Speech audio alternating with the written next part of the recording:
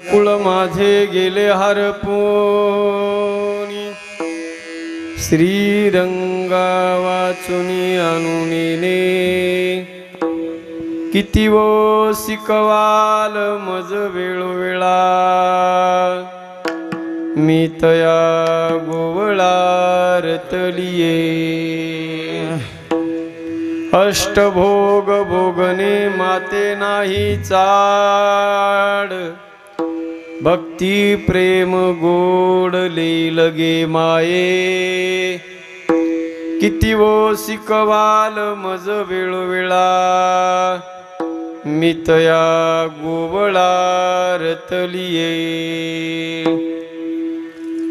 बाप रखुमा देवीवरू जीवीचा जिव्हाळा काही केल्या वेगळा नोहे गे माये किती वो शिकवाल मज वेळोवेळा मी तया गोवळारतलिये जन्माद्यशयतोन्वयादितरतश्चार्तेष्वभिज्ञ स्वराट तेने ब्रह्महृदाय आदि कवये मुह्यन्ति यत्सूरयः तेजो वारिमृदां यथा विनिमयो यत्र त्रिसर्गो मृषाम् धाम्ना स्वेन सदा निरस्तकुहकं सत्यं परं धीमहि। कृष्ण जिनका नाम है गोकुल जिनका धाम है, कृष्ण जिनका नाम है गोकुल जिनका धाम है, ऐसे श्री भगवान को बारंबार प्रणाम है, ऐसे श्री भगवान को बारंबार प्रणाम है। ऐसे जिनका नाम है गोकुल जिनका धाम है, कृष्ण जिनका नाम है गोकुल जिनका धाम है, ऐसे श्री भगवान को बारंबार प्रणाम है, ऐसे श्री भगवान को बारंबार प्रणाम है। यशोदा जिनकी मैया है नंद जुग पैया है, यशोदा जिनकी मैया है नंद जुग पैया है, ऐसे लीला धाम को ऐसे राधे श्याम को बारंबार प्रणाम है, बारंबार प्रणाम है, बारंबार प्रणाम है, बारंबार प्रणाम है, बारंबार प्रणाम है, बारंबार प्रणाम है, बारंबार प्रणाम है, बारंबार प्रणाम है, बारंबार प्रणाम। देवादि देवा जगत्रय जीवा जगत्रय जीवा पर्यसी केशवा विनंती माझी, पर्यसी केशवा विनंती मा। देवादि देवा जगत्रय देवा जगत्रय देवा हरिची केशवा विनंती माझी पर्यसी केशवा माझी। नमो ज्ञानेश्वरा नमो ज्ञानेश्वरा निवृत्ती उदारा सोपान देवा मुक्ताबाई नमो त्रिभुवन पावनी आद्यत्रय जननी देवाची अधिष्ठान जेते प्रतिष्ठान देका तिथे जन्मला तो गुणातीत एका जयाचे निनामे चुके जन्म व्यथा नमस्कार माझा श्री सद्गुरु एकनाथा श्री गुरुचरण सरोज रजनिज मनुमुकुर सुधारी बरनव रघुबर बिमल जसु जोदायक फलचारी याती कुळ माझे गेले हरपुनी याती कुळ माझे गेले हरपोनी श्रीरंगा वाचुनी अनुनीने किती ओ शिकवाल मज वेळोवेळा मी तया गोवळारतलिये। अनंत कृपा विभूषित परम मंगलमय परात्पर अखिलेश्वर अकारण करुणावरुणालय भक्त वंचाकल्पतरु तळिद्वित विनिंदित पीतांबरधारी अखिल कोटी ब्रह्मांड नायक करतुम अकर्तुम अन्यथा करतुम परात्पर परमात्म्याच्या सेवेकरता गायलेली गवळण अलंकापूर निवासी विश्वमौली ज्ञानोबारायांची अत्यंत सुंदर गोड अशी 4 चरणाची गवळण असून या गवळणीच्या माध्यमातून ज्ञानोबारायांनी गोपिकांच्या जीवनामध्ये भगवान कृष्ण परमात्म्याविषयी जो उच्च कोटीचा भाव अंतकरणात निर्माण झाला त्या भावाचं वर्णन ज्ञानोबाराय या गवळणीच्या माध्यमातून करतायत. विठ्ठला विठ्ठला विठ्ठला विठ्ठला विठ्ठला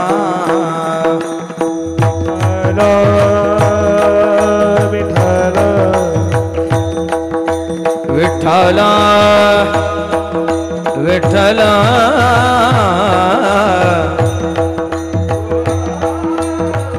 विठ्ठला विठ्ठला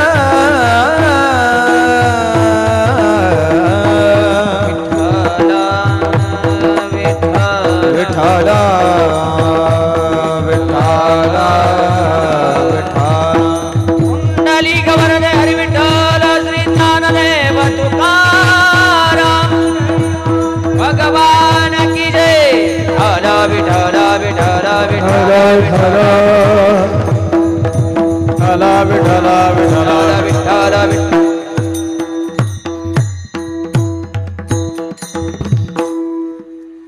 भगवान परमात्म्याच्या असीम कृपाशीर्वादाने साधू संतांच्या परम कृपेने मौजे डिग्रस या सुंदर आणि गोड गावामध्ये गेल्या 8 दिवसापासून मोठ्या आनंदमय वातावरणामध्ये 24 वर्षापासून अतिशय दिव्य आणि भव्य स्वरूपामध्ये संपन्न होत असलेला अखंड हरिनाम सप्ताह तथा श्रीमद भागवत कथा ज्ञानयज्ञ सोहळा आणि या चालू असणाऱ्या उत्सवाची सांगता काल्याच्या कीर्तनाने होत असताना समस्त ग्रामस्थ मंडळींच्या करवी सर्व भक्त भाविकांच्या अथक आणि अनमोल सहकार्यातून संपन्न होत असलेला हा गोड उत्सव आणि या उत्सवाची सांगता आज काल्याच्या कीर्तनाने होते. अतिशय सुंदर असं आयोजन नियोजन सर्व कार्यकर्ते मंडळींनी केलेलं आहे आणि आज आपल्या सगळ्यांचं परम भाग्य आजच्या या काल्याच्या कीर्तनासाठी म्हणून उपस्थित महाराष्ट्रातील नामांकित सर्व मंडळी आहेत ज्यांच्या गोड आवाजाने महाराष्ट्रांना वेड लावलेला आहे. असे महाराष्ट्रातील प्रसिद्ध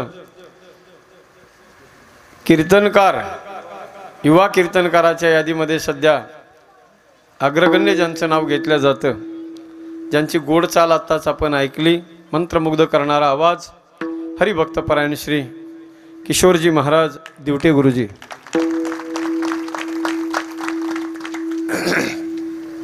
त्यांना सुंदर गोड अशी साथ ज्यांनी केली चालीसाठी आदरणीय आपल्या या भागाचं वैभव भूषण हरिभक्तपरायण आमचे परम आदरणीय संगीत विशारद अलंकार अंशरामजी महाराज आपल्यालाही मनापासून वंदन आहे. त्याचबरोबर आपल्या या परिसराचं वैभव भूषण गायनाच्या क्षेत्रामध्ये अग्रगण्य ज्यांचं नाव घेतलं जातं हरिभक्तपरायण श्री आसारामजी महाराज आपल्यालाही मनस्वी वंदन आहे. त्याचबरोबर माझ्याबरोबर आलेले महाराष्ट्रातील प्रसिद्ध कीर्तनकार रामायणाचार्य हरिभक्तपरायण श्री आमचे नामदेवजी महाराज पोकळेजीचा आपल्यालाही मनापासून वंदन आहे. त्याचबरोबर आदरणीय बबन महाराज आहेत आपल्यालाही मनापासून वंदन आहे. त्यांच्या शेजारचे महाराज इकडे सर्व महाराज मंडळी आणि दोन्ही गोड मृदंग वादक ज्यामध्ये आदरणीय हरिभक्तपरायण आपल्या भागाचं वैभव भूषण माने महाराज आणि आदरणीय हरिभक्तपरायण श्री पद्माकर महाराज आपल्या दोघांनाही मनापासून वंदन आहे. दोघंही गोड वादक आहेत आणि सुंदर तयारीचे हात दोघांचेही आहे आणि गोड अशी sound system Govind sound service. काय नाव तुमचं? गोविंदच. वा क्या बात आहे. गोड साऊंड सिस्टम आहे तुमची. मनापासून धन्यवाद. आपण सर्व रसिक श्रोते सज्जन भक्तिमती माता सगळ्यांच्या चरणावर मनापासून वंदन आहे. आमचे यूट्यूबवाले दादा आपल्या गावातलेच का? काय नाव आहे तुमचं? तुम्ही गोविंदच का?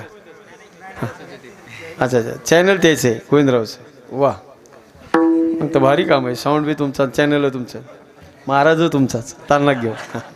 हां, रामेश्वर भाऊचा नाच खोळा काम आहे. सध्या डिग्रस गावाचं नाव त्यांनी साऱ्या महाराष्ट्राच्या नाही भारताच्या कानाकोपऱ्यात पोहोचवलं आहे यूट्यूबच्या माध्यमातून. मोठे माणसं आहेत ते.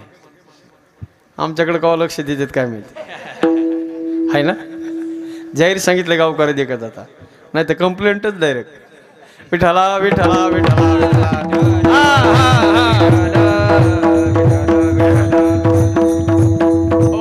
विनोदाचा भाग. आमचे फार जवळचे मित्र आहेत रामेश्वर दादा, आणि फार कष्टाळू माणसं आहेत. त्यांच्या चॅनलवर पहिलं कीर्तन माझं आहे, आणि तिथून सुरुवात झाली आणि फार उच्चांक गाठला आहे त्यांनी. पोटेन्शियल खूप असतात जीवनामध्ये, फक्त त्याच्यातून काहीतरी काढता आलं पाहिजे. ते ज्याला कळालं, त्याची चावी ज्याला सापडली, तो सक्सेस बनत असतो. पण म्हणतात ना, ती बी सहजासहजी मिळत नाही. Success doesn't come to you, you have to go it. सफलता सहजासहजी माणसाच्या हातात येत नसते. गोड असा हा उत्सव आपल्या सर्व ग्रामस्थ मंडळी, आदरणीय आमचे परममित्र, उभ्या महाराष्ट्रामध्ये नाही सगळ्या भारत देशामध्ये गायनाच्या क्षेत्रामध्ये ज्यांनी आपला एक आगळा आणि वेगळा ठसा उमटवला होता. गायकीच्या क्षेत्रामधला बाप माणूस म्हणजे पंडित जितेंद्र अभिषेकी.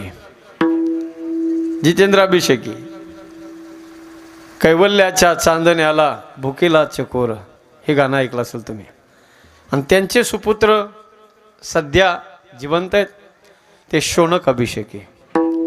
आणि त्या शौनक अभिषेकीचं एक नंबरचं शिष्यत्व ज्यांनी पत्करलं, आणि त्यांच्यासोबत काही काळ विमानात प्रवास करून गायकीच्या क्षेत्रामध्ये दबदबा निर्माण केला होता, असे आमचे ज्ञानेश्वर माऊली फाटे गिरगावकर. आता राजकीय क्षेत्रात आहेत ते. हे सगळं सोडून दिलं त्यांनी. हां, पण तरी त्यांनी सोडून दिलं असेल म्हणजे कीर्तन भजन करायचं जरी सोडलं, पण गाणं सोडू शकत नाहीत. कारण गाणं हे माणसाच्या नसात भिजलेलं असते. जोपर्यंत नसामध्ये रक्त आहे तोपर्यंत ते गाणं चालू असते. आमच्या किशोर महाराजाचं तुम्ही मुंडकं बी दाबलं आणि त्यांना म्हणले तुम्ही गायन करू नका, तरी ते जमणारच नाही त्यांना. गाणं हे गाणं आहे पहा. आणि त्यांच्या माध्यमातून या सेवेचा अवसर मला प्राप्त झाला. अत्यंत रसिक श्रोते सज्जन तुम्ही सर्वजण आहात. या कीर्तनासाठी गवळण सादर केले ज्ञानोबारायांचे. लक्ष देऊन ऐका, अंतकरणाची कानं करून सगळ्यांनी ऐका. या गवळणीच्या माध्यमातून ज्ञानोबाराय सज्जन हो, वृंदावनामध्ये राहत असलेल्या गोपिकांच्या जीवनामध्ये जो विशिष्ट अशा प्रकारचा भाव अंतकरणात तयार झाला, त्या भावाचं वर्णन ज्ञानोबारायांनी केलंय. तसा भाव हा देवाविषयी प्रत्येकाच्याच अंतकरणात असतो. असं अंतकरण नाही की ज्याच्या अंतकरणात देवाविषयी भाव नाही. प्रत्येकाच्या अंतकरणात देवाविषयी भाव आहेच.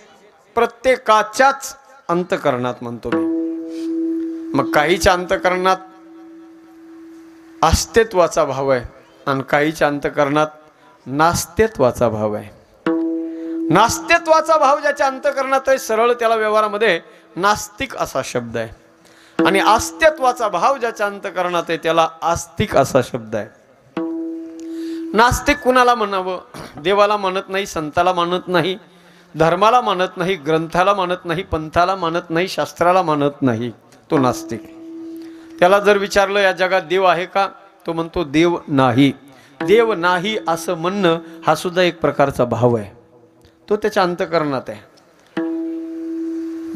भगवान परमात्मा स्वतः सांगतात या लोकांची अवस्था, ते सरळ असं म्हणतात, असत्यम प्रतिष्ठम ते जगदाहु रणीश्वरम अपरस्पर संभूतम किमन्यत काम हेतुकम. जगत आहु अन ईश्वरम. या जगामध्ये ईश्वर नावाचं, देव नावाचं तत्व कधी नव्हतं आणि कधी नसणार आहे असं कोण म्हणतंय? नास्तिक. त्याला देव मान्य नाही. मला वाटतं ज्याला देव मान्य नाही, ज्याला धर्म मान्य नाही, ज्याला संत मान्य नाही, ज्याला ग्रंथ मान्य नाही, तो माणूस आपल्याला मान्य नाही. कुणी बी असू द्या, किती बी जवळचा असू द्या, किती जवळचा पाहुणा असू द्या, रक्ताच्या नात्यातला माणूस बी असू द्या, जो देवाला मानत नाही, धर्माला मानत नाही, ग्रंथाला मानत नाही, संताला मानत नाही, शास्त्राला मानत नाही, तर त्याला मानायची आपल्याला बी गरज नाही. आणि आजच्या या कीर्तनातून आपल्याला त्या माणसाचा, तशा निगेटिव्ह माणसाचा विचार करायचा बी नाही. कारण निगेटिव्ह माणसाचा विचार माणूस जर करत राहिला ना तर माणसाची बुद्धी सुद्धा निगेटिव्ह बनत असते.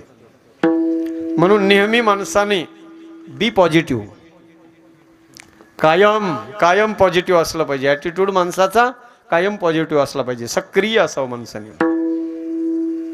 आपल्याला आजच्या या कीर्तनातून सज्जन हो विचार करायचा आहे आपल्याला त्या लोकांचा, जी लोक देवाला मानतात, देवाचं भजन करतात, देवाचं गायन करतात, गुणगान करतात, त्याच लोकांचा विचार आपल्याला आजच्या या अभंगातून करायचा आहे. आता देवाला मानणारा जो वर्ग आहे सज्जन हो, त्याला साहजिक आपण आस्तिक असं म्हणतो. देवाला मानणारे आस्तिक आहेत. मग त्या आस्तिकामध्ये सुद्धा मानणारे जे लोक आहेत त्या लोकांच्या अंतःकरणात देवाविषयी अस्तित्वाचा भाव आहे. पण त्याच्यामध्ये सुद्धा दिवटे गुरुजी 3 वर्ग आहेत. पहिला वर्ग आहे, त्याला जर विचारलं दादा देव या जगात देव आहे का, तो म्हणतो आहे, नक्कीच आहे. मग विचारा तुम्ही त्याला कुठे तो देव, तो सांगतो आमचा देव देवळात आहे, आळंदीमध्ये, पंढरपूरमध्ये, काशीमध्ये, अयोध्येत आहे. अशा विशेष ठिकाणाचं नाव तो सांगतो आमचा देव या ठिकाणी आहे. असं विशिष्ट ठिकाणी देवाला बघणारा पहिला वर्ग आहे. मला वाटतं त्या वर्गात आपण सगळेच आहेत. आपल्याला सुद्धा देव कुठं दिसतो? बोला ना. देवळात गेल्याशिवाय देव दिसत नाही. हे मी मन पाडली का? हां, मी केली का तयार? नाही. ही सगळ्यांनी, तुम्ही आम्ही सगळ्यांनी सर्वानुमते कधी तिचा ठराव पास झाला आणि कधी अंमलबजावणी झाली हे कळालं बी नाही. खरं का नाही? म्हणजे ह्या ज्या मनी पडलेल्या जुन्या काळातल्या लोकांच्या ह्या सर्वानुमते मनी तयार झालेल्या आहेत, त्याच्यात त्याला कुणी बदल करू शकत नाही. त्या त्रिवार सत्य असतात, त्रिवार सत्य असतात, त्याला कुणी नाकारू शकत नाही. देवळात गेल्याशिवाय देव दिसत नाही ही भावना आहे आपली. म्हणून तर सकाळी सकाळी माणसं स्नान झाल्याबरोबर पहिले कुठं जातात? मारुतीरायाच्या दर्शनाला. घरी बी पूजा करतात ना लोक. घरी बी मारुतीराय असतात, सगळे बाकीचे देव असतात, सगळ्या देवाची पूजा करतात. पण पूजा आटोपल्यावर सुद्धा माणसाला वाटतं नाही आता एवढ्या हे जे आपल्या घरातलं देव घर आहे त्याच्यात आपल्याला देव नाही पाहिजे तसा देव पॉवरफुल देव दिसत नाही. मग पॉवरफुल देव कुठं दिसतो आपल्याला? देवळात. मग नुसता देवळात बी दिसत नाही. देवळातच जर देव दिसत असला तर तीर्थक्षेत्राला जायची गरज पडली नसती. हां, तिथं बी जरा थोडंसं त्या देवाचं अस्तित्व आपल्याला जरा कमजोर वाटायला लागतं. मग आपल्याला वाटतं नाही तो देव कुठे? आळंदीला आहे. मग आपण 300 किलोमीटर जातो, पण तेवढ्यावर बी समाधान होत नाही. किशोर महाराज, माणसाला वाटतं नाही आमचा देव जरा जेवढा लांब जाईल, जेवढा यातना कष्ट होतील तेवढा देव तो पॉवरफुल, अशी आपली मानसिकता आहे. अयोध्येपर्यंत माणसं जातात त्या देवाचं दर्शन घ्यायला. नक्की गेलं पाहिजे, नक्की गेलं पाहिजे. हे का जायचं आहे का? लक्ष देऊ नये का? आपण घरदार सोडून लांब आपण देवाकडे का जातो? फक्त याच्यासाठी जायचंय की आपल्या अंतःकरणातला देवाविषयी अस्तित्वाचा जो दृढ संकल्प आहे तो आणखीनच दृढ व्हावा. ती भावना जी आहे आपल्या अंतःकरणातली ती मजबूत झाली पाहिजे. याच्यासाठीच आपण वारंवार देवाच्या दर्शनाला गेलो पाहिजे. विठ्ठला विठ्ठला विठ्ठला विठ्ठला विठ्ठला.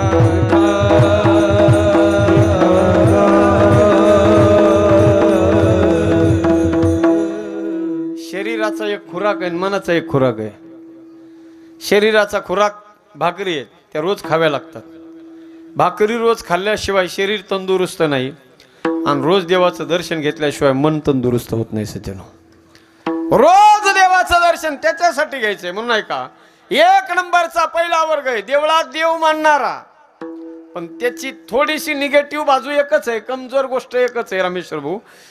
तो जो वर्ग आहे रोज देवळाचं दर्शन घेणारा, देवाचं दर्शन घेणारा, देव मानणारा, तो जो वर्ग आहे त्याला फक्त देवळातच देव दिसतो. त्याला माणसात देव दिसत नाही. हां, लक्ष देऊ नये का? माणसात देव दिसत नाही. नाही तर जर तसा झाला असतं, माणसात बी जर त्याला देव दिसला असता, सगळ्यामध्ये सुनीचैव शोपाकेच पंडिता समदर्शिनः अशी जर अवस्था झाली असती तर कशाला माणसाने एकमेकाला टाकून पाडून बोलले असते माणसं? कशाला बांध कोरले असते कुणी कोणाचे? शेतकऱ्याच्या जीवनातला सगळ्यात मोठा त्रास जर कोणता असेल तर बांध कोरणे. डिग्रस मधले लई प्रामाणिक माणसे सगळे अजिबात कोणाला त्रास देत नसतील अशी अपेक्षा करू आपण. शेतकऱ्याच्या जीवनातला सगळ्यात मोठा त्रास आहे उगच ईदभर का व्हायना पण आतमध्ये पलीकडे दाबतीनच. नको रे दादा, काही नाही भेटणार तुला त्याच्यातून. हा, पण एक सवय, निगेटिव्ह माइंड तयार झालेला नाही, त्याच्यातूनच मी करोडपती होणार आहे. अरे इथं जर असेल ना तर कुणीच काय करू शकत नाही त्याला. अख्खं जग जरी तुम्हाला खाली खेचण्याचा प्रयत्न केला ना आणि माझ्या भगवंताची इच्छा असेल ना तर त्याला कुणीच रोखू शकत नाही महाराज. सोशल मीडियावर एक चित्र पाहिलं मी.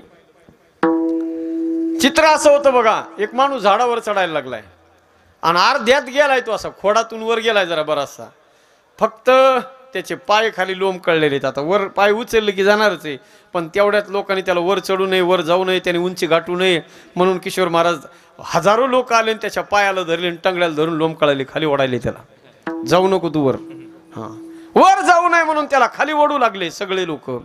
पण तरी बी ते त्याला खाली घेऊ शकत नव्हते. का? कारण त्याचे दोन्ही हात वर माझ्या भगवंतानं धरलेले होते. ज्याचे हात वर परमात्म्यानं धरलेत सज्जन हो, अख्खं जग जरी टंगड्याला धरून लोंब कळलं तरी त्याला कुणी खाली घेऊ शकत नाही. हा भाव आपल्या अंतकरणात असला पाहिजे. हे बांधव टोकरण्याने, लोकाला त्रास देण्याने, याची टोपी त्याच्या डोक्याला, लोकाला विनाकारण त्रास देण्यासाठी आयुष्य नाही सज्जन हो. फार छोटं जीवन आहे, फार छोटं आयुष्य आहे. मासी पंख पाखडे तव हे सरे, कधी क्वाल येईन आणि कधी जावं लागेल सांगता येत नाही. क्षणभंगुर नाही भरवसा, हलक्या हाताने नाही, हलक्या हाताने. अरे सावध तुडा माया आशा, तुडा माया काही नचले मग गळा पडेल फासा, पडेल फासा. पुढे हुशार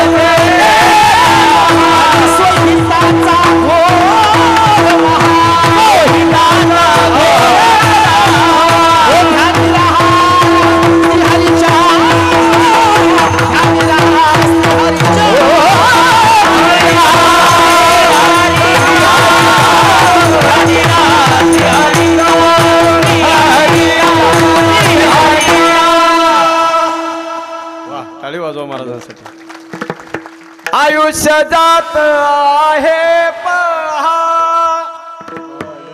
काळ जपत से महा, स्वहिताचा घोर वाहा, ध्यानी राहा श्री हरीच्या, ध्यानी राहा श्री हरीच्या. ध्यानी राहा म्हणजे काय? अखंड अखंड त्या वृत्तीमध्ये जगा, त्या श्रीहरीच्या, त्या देवाच्या झोन मध्ये जीवन जगा कायमस्वरूपी. जर अशा पद्धतीने आपण जीवन जगलो ना तर आपली त्या देवाची अटॅचमेंट राहील कायमस्वरूपी. आपल्याला तो आपल्यापासून दूर वाटणार नाही कधी.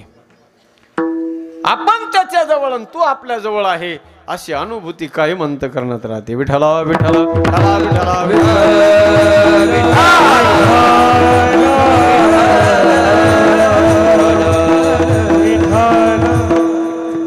तू जहां जहां चलेगा मेरा साया साथ होगा, तू जहां जहां चलेगा.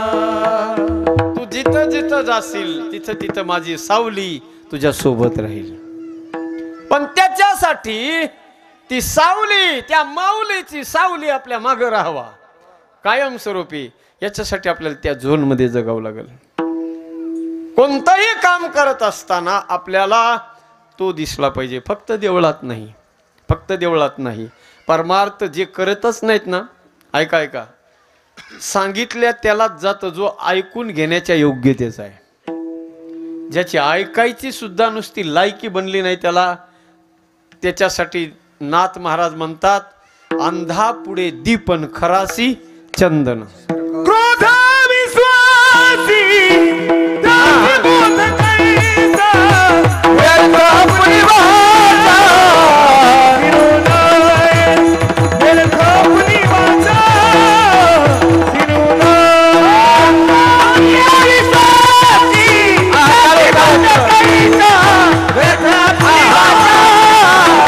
विनोदाय व्यर्थ आपली वाचा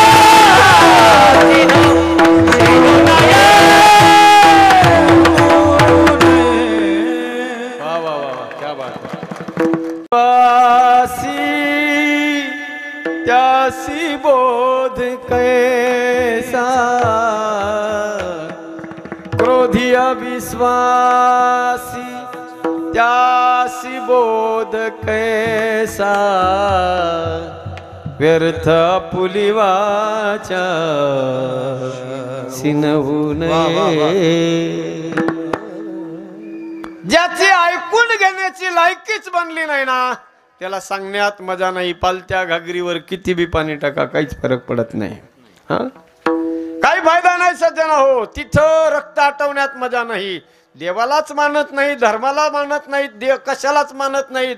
मग तिथं खडकी जैसे वर्षिले आगी माझी पेरिले काय कामाचे सज्जन हो. इथं डोकं लावण्यात मजा नाही, ऊर्जा खलास करण्यात मजा नाही. ऊर्जा तिथंच खर्च केला जाते सज्जन हो जिथे पेरल्यानंतर उगवते. कमीत कमी बी टाकल्यानंतर त्याचा काहीतरी अंकुर फुटन अशी अपेक्षा ज्या मातीतून असते ना तिथंच बी टाकलं जातं. माझ्या म्हणण्याचा भाव असा आहे की जे नास्तिक आहेत तिथं हे बोलून उपयोग नाही. जे देवाला मानतात ना ते त्यांच्यापेक्षा फार चांगले आहेत. कीर्तनाला येऊन बसलेले जे लोक आहेत ते फार चांगले आहेत. जे कधीच कीर्तनाला येत नाहीत त्यांच्यापेक्षा 1000 पटीने जास्त चांगले आहेत. पण आपण कीर्तनाला येऊन बसतो याचा अर्थ आपण परमार्थात आलो आणि आपण परमार्थातली जी उंच कोटीची अचिव्हमेंट आहे ती आपण मिळवली असा गैरसमज बिलकुल करायचा नाही. आपण समजायचं आणखी आपण बालवाडीत आलोत. जे शाळेतच जात नाहीत, ज्याचा दाखलाच नाही, त्याच्यापेक्षा कमीत कमी आपला दाखला आता तयार झालाय. मग दाखला तयार झाल्यानंतर आता वर्ग वाढले पाहिजे. एकाच वर्गात दरवर्षी नापास होण्यात मजा नाही. हा, पुढे जायचंय. हळूहळू हळूहळू पायऱ्या आहेत परमार्थाच्या सुद्धा. ऐका, ही एक पहिली पायरी आहे. ठीक आहे, फार चांगली गोष्ट आहे. देवाला मानणं, देवाचं दर्शन घेणं फार चांगली गोष्ट आहे. पण एवढ्यावर थांबायचं नाही. हा एक वर्ग सांगितला मी तुम्हाला, देवळात देव मानणारा. पुढं लक्ष देऊन ऐका. लक्ष देऊन ऐकलं तर कीर्तन कळत आहे, नाही तर मग नळी फुंकिली सोनारे आणि कुणकडून कुणकड गेले वारे ते कळतच नाही पुन्हा. लक्ष देऊन ऐका. पहिला जो वर्ग आहे नसल्यापेक्षा फार चांगला आहे. पण एवढ्यावर समाधान कधीच मानायचं नाही. देवळातच फक्त देव दिसतो एवढ्यावर थांबायचं नाही. 2 नंबरचा याच्या पुढचा एक वर्ग आहे सज्जनो, त्याला फक्त देवळात देव दिसत नाही. जगातल्या दगडात, पाषाणात, काष्टात, लाकडात प्रत्येक वस्तूमध्ये देव दिसतो त्याला. प्रत्येक वस्तूमध्ये विठ्ठल जळी स्थळी भरला रिता भावना उरला दृष्टीने पाहिला विठ्ठलची विठ्ठल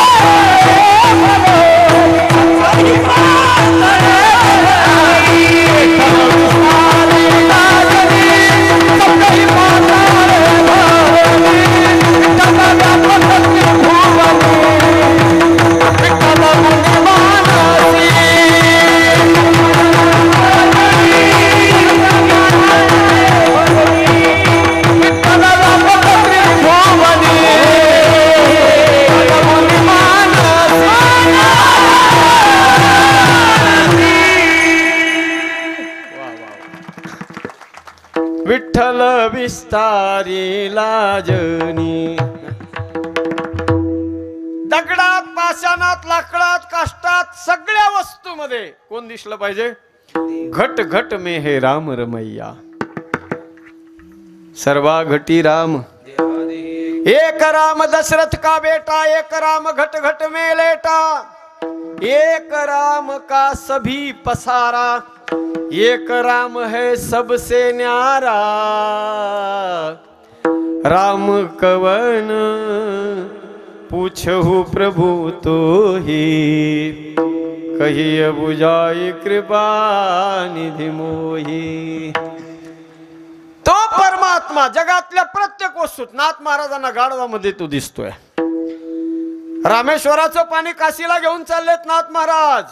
रस्त्यानं जाता जाता तहानेनं व्याकुळ झालेलं गाढव दिसलं.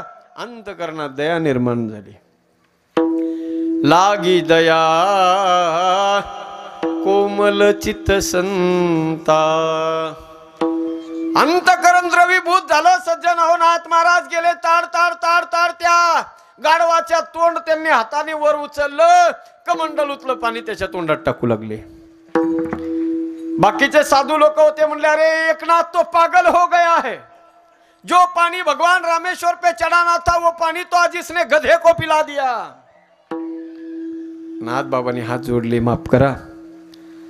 ज्या रामेश्वराला हे पाणी घेऊन जायचं होतं काशीचं, तो रामेश्वर मला आता इथंच भेटलाय. आता पुढे जायची गरज नाही. गाढवामध्ये सुद्धा शुनीचे व शुपाकेचे पंडिता समदर्शन. कुत्र्यामध्ये नामदेवरायाला देवाचं दर्शन होतंय सज्जनो. हा 2 नंबरचा भाव आहे. ऐका, जगातल्या वस्तूमध्ये, प्रत्येक वस्तूमध्ये देव दिसतो. प्रल्हादाचा प्रसंग आपल्याला माहिती आहे सगळ्यांना. हाके सरसी उडी आणि घालून या स्तंभ फोडी. लाथ मारल्या बरोबर स्तंभी नारायण प्रगटला. कारण विश्वास होता प्रल्हादाला. हा आहे, तू सांग, नुसतं जागा दाखव. हो तो मला खांबात, ओ खांबात नाही, चौकड कुठं बी आहे. लाथ मारली. जर तुझा देव कुठं बी येतं, त्याने लाथ मारली, तिथून प्रगट झाला. नाही तोंड नाही ऐसा ठाव. तो परमात्मा नाही, या अमक्या अमक्या जागेवर नाही, असं भावनाच नाही. तो नाही असं ठिकाण नाही सज्जन हो या जगामध्ये, असं मानणारा 2 नंबरचा वर्ग आहे. आणि 3 नंबरचा जो वर्ग आहे, आता ऐका, आता हे 2 नंबरचा त्याच्यापेक्षा पहिल्यापेक्षा वर आहे जरा. पहिला फक्त कुठं मानतो? देवळात. पहिला देवाला कुठं मानतोय? देवळात. दुसरा सगळीकडे मानतो. त्याच्या लैकी आता कुणी मित्र नाही, कुणी शत्रू नाही, सगळेच कोण आहेत माझ्यासाठी? भगवंताचे प्रभू तुम्ही, महेशाची मूर्ती. देवाचे रूप दिसतात सगळं जग. सगळीकडे देव दिसतो. 2 नंबरचा वर्ग आहे. जगातल्या वस्तूमध्ये सगळ्या वस्तू देव मानणारा. आणि 3 नंबरचा वर्ग आहे का, आता त्याच्यापेक्षा पुढचा आहे. त्याला विचारलं जगात देव आहे का? तो म्हणतो जगात देव नाही. 3 नंबरचा त्याच्या पुढचा आहे. आणि त्याला जर विचारलं जगात देव आहे का, तो म्हणतो जगात देव नाही. काय म्हणतो मग? जगात देव नाही, तो म्हणतो जगच देव आहे. हा, जगात बाकी 2 नंबरच्याला जगात देव दिसतो आणि 3 नंबरच्याला जग दिसतच नाही. जन विजन झाले जन विजन झाले जन विजन झाले जन विजन झाले विठ्ठल नाम भावे नाम प्रमाणे विठ्ठल नाम प्रमाणे विठ्ठल झाले जन विजन झाले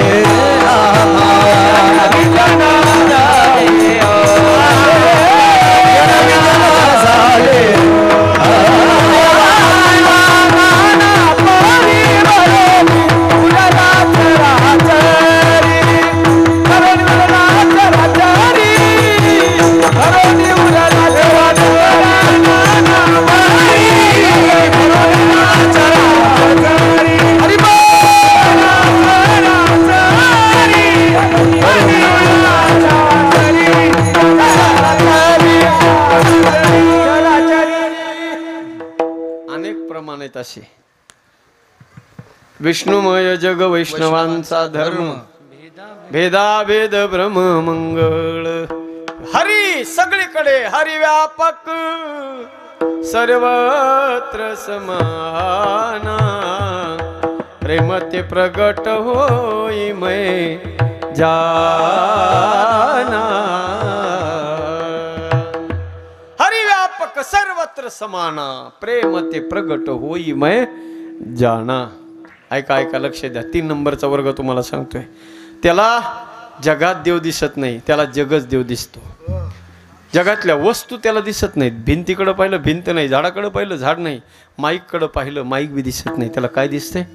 सगळीकडे चराचर देवच दिसतो.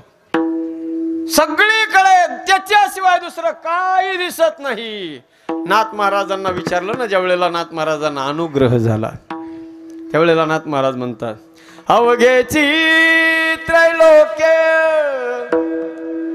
आनंदाची आता, आनंदाची आता, आनंदाची आता. अवघ त्रैलोक्य, फक्त हेच लोक मृत्यू लोकच नाही, त्रैलोक्य भगवंताचं रूप दिसतंय. एक उदाहरण सांगतो. पश्चिम बंगालमध्ये सत्य घडलेली घटना आहे. एकदा का ती अवस्था प्राप्त झाली, ती नजर एकदा पवित्र झाली, शुद्ध झाली, की मग सगळीकडे चराचरात परमात्माच दिसतो, बाकी काही दिसत नाही. काय सांगत होतो मी? लक्ष द्या. पश्चिम बंगाल, पश्चिम बंगालला गेलतो आपण सगळे. ऐका, एकदा का नजर पवित्र झाली रे झाली, की मग अशी वस्तूच राहत नाही जिच्यात त्याला देव दिसत नाही. पश्चिम बंगालमध्ये एक संत होऊन गेले, ज्यांचं नाव होतं सज्जना हो स्वामी रामतीर्थ. पहिलं ते भारत पाकिस्तानची फाळणी झाली नव्हती त्यावेळेला पाकिस्तानचे लाहोर शहर, त्या लाहोरच्या युनिव्हर्सिटीमध्ये प्रोफेसर म्हणून काम करत होते. नाव होतं त्यावेळेला त्यांचं सर काय, प्रोफेसर तीर्थराम असं नाव त्यांचं होतं. एक दिवस सत्संगामध्ये गेले आणि सत्संगात जीवनाचा खरा अर्थ कळाला. आणि त्याच दिवशी सज्जन हो त्या ड्युटीला सर्व्हिसला लात मारली आणि किशोरदा अंगावर त्यांनी भगवी वस्त्र परिधान केली. संन्यास दीक्षा घेतली, संन्यास दीक्षा. घरदार प्रपंच सगळ्या गोष्टीचा त्याग केला आणि भगवी वस्त्र प्राप्त करून संन्यास दीक्षा घेतली. अल्पावधीमध्ये अल्प काळामध्येच कमी दिवसामध्ये नजर शुद्ध झाली. नजर शुद्ध झाली. पाहे तिकडे बाप माय, विठ्ठल आहे रखुमाई. सगळीकडे देवाचंच रूप दिसायला लागलं. संन्यासी महात्मा. पण सज्जन हो तिथून पुढे त्यांना एक छंद जडला. तो छंद ऐकून तुमच्या सुद्धा कान टवकारल्याशिवाय राहायचे नाहीत. छंद असा लागला त्या संन्याशाला. तो संन्यासी साधू रोज तमाशा बघायला जाऊ लागला. कुठं? कीर्तनाला. कोण म्हणलं? कुठं चालला साधू? तमाशा पाहायला जाऊ लागला साधू. रोज साधू तमाशा बघायला जाऊ लागला सज्जन हो रोज. एक दिवस जायचं आणि तिचं जाऊन जी नाचणारी बाई आहे त्या नृत्यांगनेचं नृत्य तो तासन तास बघत बसायचा. एक दिवस त्याच्या मनात इच्छा निर्माण झाली, आज मात्र मला प्रत्यक्षात तिला भेटायचंय. त्या नृत्यांगनेचा शो समाप्त झाला. लोक आपल्या आपल्या मार्गाने निघून गेले. महात्मा गेटवर येऊन उभा राहिला. तेवढ्यात तिकडून ती आली. जशी तिकडून ती आली, महात्मा समोर उभा आहे. महात्मा तिच्याकडे नख शिखांत पाहू लागला. ज्या वेळेला महात्मा तिच्याकडे पाहत होता त्यावेळेला त्या बाईला राहवलं नाही. ती नृत्यांगना त्या साधूला म्हणते, ओ महात्मा जी, आप जैसे साधू को, आप जैसे सन्यासी को किसी पराई नारी की ओर टकटकी लगा के देखना अच्छा नहीं लगता है. साधून फार सुंदर उत्तर दिलं.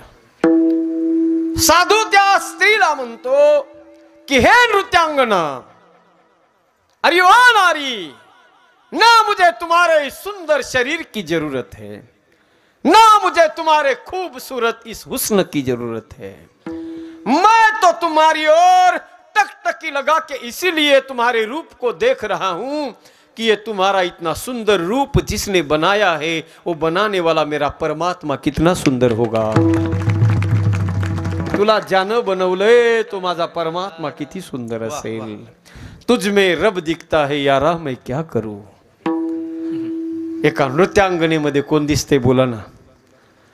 त्यानं त्या नृत्यांगनेला नाही पाहिलं, तिच्यातला परमात्मा पाहिला। आमचे किशोर महाराज काही गोड भजन गातात, स्वतः तयार करतात आणि गातात, पण ते ज्या वेळेला गातात ना कधी कधी त्याला चाल लावत असताना ती त्यांनाही माहिती नसती कोणत्या गाण्याची आणि कोणत्या पिक्चरच्या गाणं आहे का कशाचं गाणं आहे, त्याच्याशी मतलब नाही त्यांना, त्याच्यातला भाव महत्त्वाचा आहे।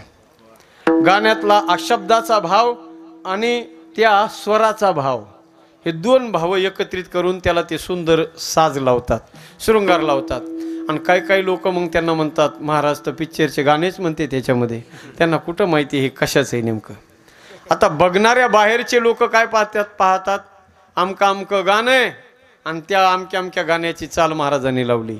अरे पण त्याच्यातला भाव तुम्ही बघा। बघणारे बाहेरचं बाहेरून बघतात, पण आतून अंतरातून साधू तिच्याकडं पाहत होता, तिला वाटलं मलाच पाहतोय, पण साधू तिच्या रूपामध्ये सुद्धा देवाचं रूप शोधत होता की हे रूप एवढं सुंदर रूप ज्यानं बनवलंय तो बनवणारा किती सुंदर असेल।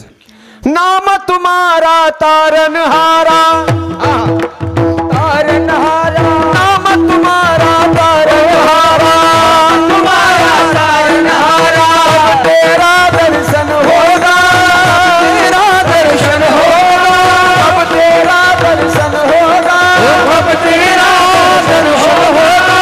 इसकी रचना इतनी सुंदर हो, इतना सुंदर होगा, इतनी सुंदर हो, कितना सुंदर होगा, कितना सुंदर होगा, सुंदर होगा। वाह वाह वाह। नाम तुम्हारा तारनहारा, कब तेरा दर्शन होगा, जिसकी रचना इतनी सुंदर वो कितना सुंदर होगा, वो कितना सुंदर होगा। त्यानं बनवलेलं जग जर एवढं सुंदर आहे तर तो परमात्मा किती सुंदर असेल। आपल्या देवानं आपल्याला प्रत्येकाला स्वरूप दिलंय, प्रत्येकाला दिलंय। आपल्याला देवानं दिलेलं स्वरूप आहे का लक्षात द्या ना इकडं। ओ डिग्रसकर, देवानं दिलेलं जे आपल्याला स्वरूप आहे त्यानं आपल्याला दिलेलं जे स्वरूप आहे मी म्हणतो ते 1% बी नाही, 1% बी नाही त्यानं आपल्याला स्वरूप दिलंय। विचार करा, विचार करा, त्या 1% नुसतं बघायला माणसं 4-10 दिवसातून आरशा पुढे जाऊन बसते। पाहतो का नाही 4-10 आपण आरशाच्या समोर। सांगा मी कसा दिसतो?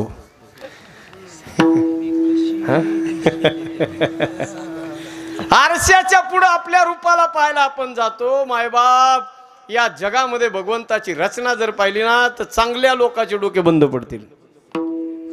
एखाद्या बागेत एखाद्या गार्डन मध्ये थांबा थांबा थांबा, लय भावना तुमची दाटून आली, जरा दम काढा, कायच करावा आणि कायच नाही। विठ्ठला विठ्ठला विठ्ठला,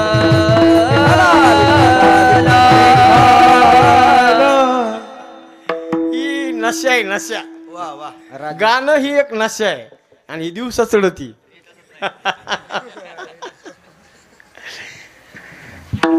बाबाला काहीतरी गोड प्रमाण म्हणायचं होतं। राजस कुमार म्हणलं ते. वा म्हणा, म्हणू द्या बाबाला, म्हणू द्या, या पुढं। राजस कुमारे मदनाचा पुतळा, राजस कुमारे मदनाचा पुतळा। वा वा वा वा वा, क्या बात है। टाळी वाजवा एकदा बाबासाठी, टाळी वाजवा। वाह, क्या बात है। राजस कुमार मदन मदनाचा हो रूप सावळे सुकुमार रूप सावळे सुकुमार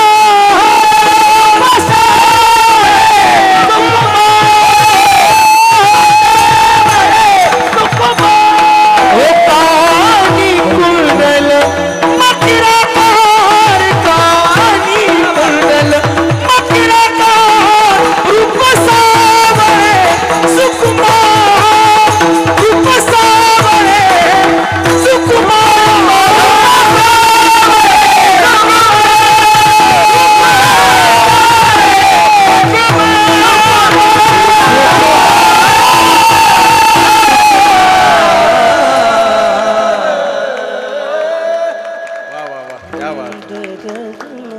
सावळा सुकुमार जैसा जैसा कर्दळीचा गाभा चरणीची नो पुरे वाकी गरजती न बा देखिला देखिला देवा आदि देव भरवा देवा आदि देव भरवा त्याचा परिणाम समाधान चित्ता पाहता वाटे गे माये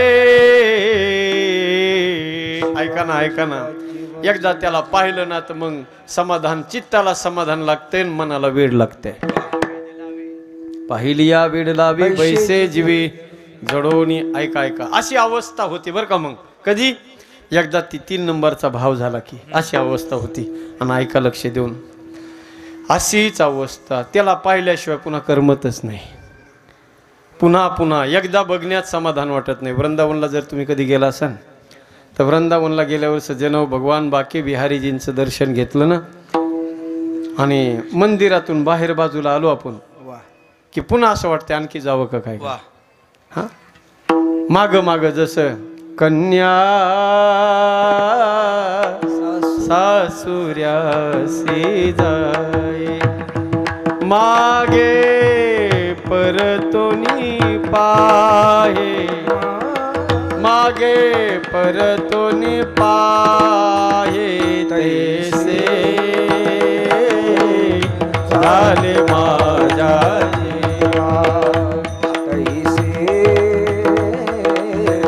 झाले माझ्या जीवा पोरगी निघाली नांदायला चालली नवीनच पहिली वेळ असली नांदायला निघाली की पोरगी सारखी माहेराकडे बघते घरातून तर बाहेर निघते पण सारखं त्या घराकडे पुन्हा पाहते का नाही बघणार अख्खं आयुष्य तिचं गेलेलं असतं त्या घरामध्ये संसारामध्ये जर आपलं मन एवढं आपल्याला त्या संसार जर इतका आकृष्ट करून घेतो तो परमात्म्याचं रूप का घेणार नाही क्या बात वाह अरे माझा भगवान परमात्म्याची एक झलक पाहण्यासाठी एकदा फक्त डोळ्यानं पाहण्यासाठी त्या देवाला हजारो वर्ष हिमालयाच्या कपाटामध्ये बसून मुनी लोक ध्यान करतात योगिया दुर्लभ तो म्या देखिला साजनी योगिया दुर्लभ योगियांचे ध्यानी ध्याता ना तुडसी तो तू आम्हापासी मागे पुढे एकदा पाहिलं की पाहता पाहता न पुरे धनी पाहता पाहता न पुरे धनी पाहता पाहता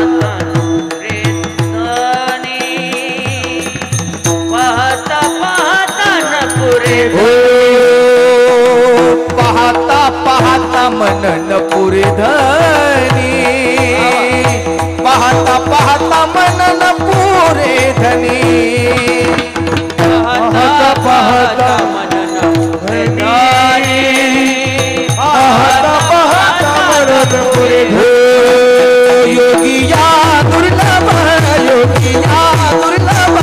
तो म्या देखिला साजनी पाहता पाहता मन न पुरे धनी पाहता पाहता मन न पुरे धनी पाहता पाहता मन न पुरे धनी पाहता पाहता मन न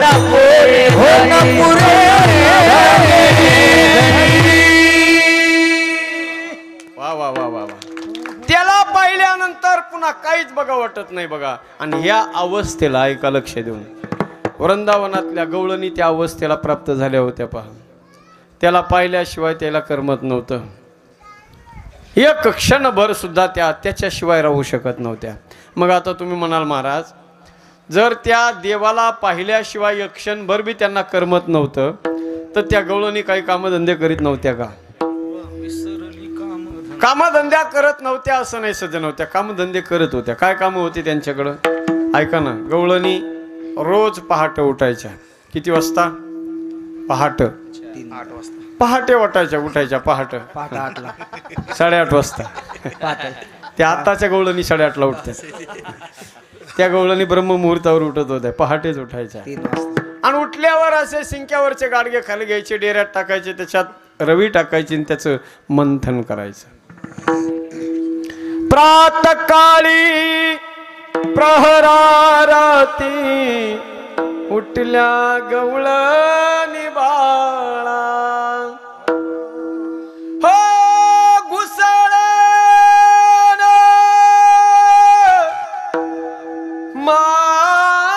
मांडियले घरो घरी सकळा. रोज सकाळी सकाळी दह्याचं मंथन. आजी तुमचा काळ चांगला होता. हा, दही दूध तूप लोणी त्या काळामध्ये असायचं. आता तर लोणी म्हणलं की नुसतं ऐकायला भेटते. गावाचं नाव लोणी, बघायला भेटा ना लोणी. आता वृंदावनला आहे, आज बी आहे. पहाटे त्या गवळणीने उठावं, दही दूध तूप लोणी सगळं बाजूला काढायचं, त्या गाडग्यात भरायचं, त्याची उतरंड तयार करायची. डोक्यावर, खाली नाही, डोक्यावर एकावर एक गाडग्यावर गाडगे. आणि मग निघायच्या त्या दुडीवर दुडी गवळणी साथे निघाली, हो दुडीवर दुडी गवळणी साथे निघाली, दुडीवर दुडी गवळणी साथे निघाली, दुडीवर दुडी गवळणी साथे निघाली. हो गवळणा गोरसा, गवळणा गोरसा, गवळणी गोरसा म्हणून विसरली दुडीवरी, दुडीवरी, दुडीवर दुडी गवळणी साथे निघाली, दुडीवर दुडी साथे निघाली, हो दुडीवर दुडी गवळणी साथे निघाली, दुडीवर दुडी गवळणी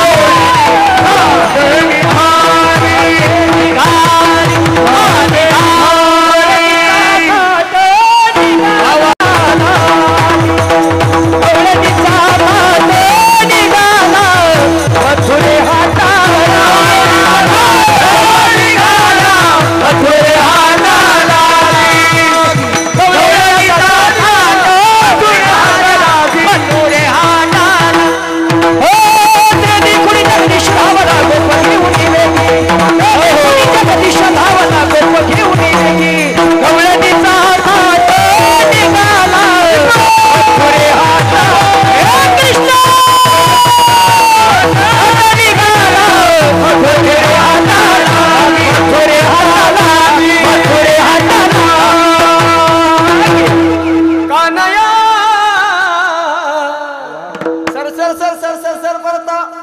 नको आरुता येऊ तुझा संग झाल्यावर मग मी घरा कैसी जाऊ. जाणीवपूर्वक ती गवळण म्हणते, कान्हया ए कान्हा नको आरुता येऊ, आडवा येऊ नको. जर तू आडवा आलास, जर तू आडवा आलास तर तुझा आणि माझा संग होईल. मी तुला पाहिल आणि एकदा पाहिलं ना तुला की मलाच कळत नाही मला काय होतंय. मग मी घरा कशी जाऊ? घरी मला जायला सुचत नाही पुन्हा. मी तुझ्याकडेच बघत बसेल. त्याच्यामुळं तू एक काम कर, मी माझं जीवन माझ्या कंट्रोलमध्ये नाही, त्याच्यासाठी एक कर, तू समोर येऊ नको. गवळणी जायच्या सज्जन होती तिथे. मथुरेमध्ये गेल्यानंतर रस्त्याने तरी तो यायचाच, भेटायचाच. आणि दिसला तो एकदा की मग देखिला डोळा बैसला मनी तोची वदनी उच्चारी दही दूध तूप लोणी त्यांनी विकायला मांडावं बाजारामध्ये. आणि बाजारात मांडल्यानंतर गर्दी सुरू झाली, लोकांची जाई सुरू झाली. आणि मग या आपल्या मालाचा पुकारा करायच्या. कांदे घ्या, वांगे घ्या, बटाटे घ्या, मिरच्या घ्या असं म्हणलं जातं बाजारात. पण हे ज्याच्याकडं आहेत त्यांनाच म्हणावं लागतंय. बाजारात मांडले कांदे आणि तुम्ही जर म्हणायला लागले गाजर घ्या गाजर, ते म्हणते येड गाजर दिसायले. गवळणीचं तसंच झालं. मांडलंय समोर दही दूध तूप लोणी आणि पुकारा वेगळाच. गोविंद घ्या कोणी दामोदर घ्या गे. गोविंद घ्या कोणी दामोदर घ्या गे. तब तब हात अरे बोल मथुरेच्या गे. तब हात मथुरेच्या. गोविंद घ्या कोणी दामोदर घ्या गे. गोविंद घ्या दामोदर घ्या गे. तब तब हात मथुरेच्या.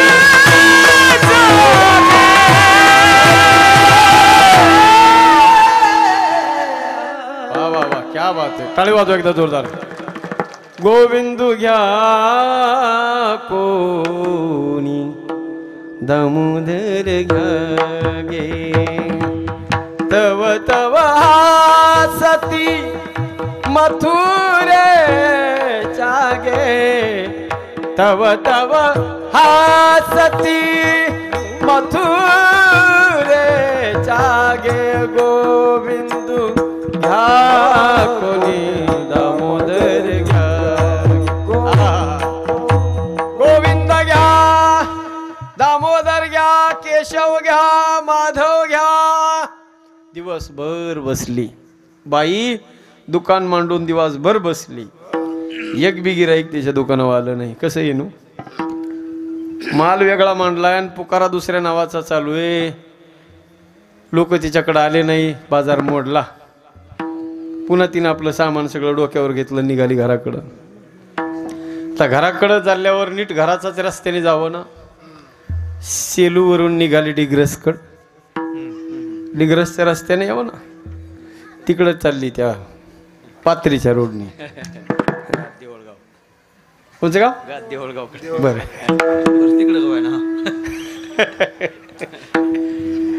मग त्या रस्त्यानं तिकडच्या रस्त्यावरची राहणारी गवळण भेटली. ती म्हणली बाई इकडं कुठं चालली? ते म्हणली घरी चालले. अगं पण तुझं घर तुझं गाव तर मधल्या मार्गे येते, त्या रस्त्याने तू जायला पाहिजे, तू रोज त्या रस्त्याने जाते. ती म्हणली आता मी तो रस्ता विसरले. मैं भूली घर जाने बाट गोरस बेचने. म्हणली तू रस्ता विसरली पण इथं आलती कशाला? तू म्हणली हे गोरस विकायला आली होते, दही दूध तूप लोणी विकायला आली होती. म्हणली तू तर रोज येत होती, मग कस काय रस्ता विसरली? ती म्हणली बाई फक्त रस्ताच नाही विसरले मी, मला माझं गाव बी विसरले, माझं घर बी मी विसरले. मला आता काय करायचं ते बी विसरून गेले मी. विसरल्या कामधंदा सासू सासऱ्याची नाही मर्यादा. कोणी जावा त्या कोणी नंदा, कोणी जावा त्या कोणी नंदा. वृत्ती वेधिली परमानंदा हो नंदा हो नंदा. पावा गोंगडी घेऊन गाई, पावा गोंगडी घेऊन गाई. वृंदावनी आलेल बलाई, वेणू वाजविला सुस्वरे बाई हो बाई हो बाई. पावा गोंगडी घेऊन गाई, गोंगडी घेऊन गाई, गोंगडी घेऊन गाई, गोंगडी घेऊन गाई.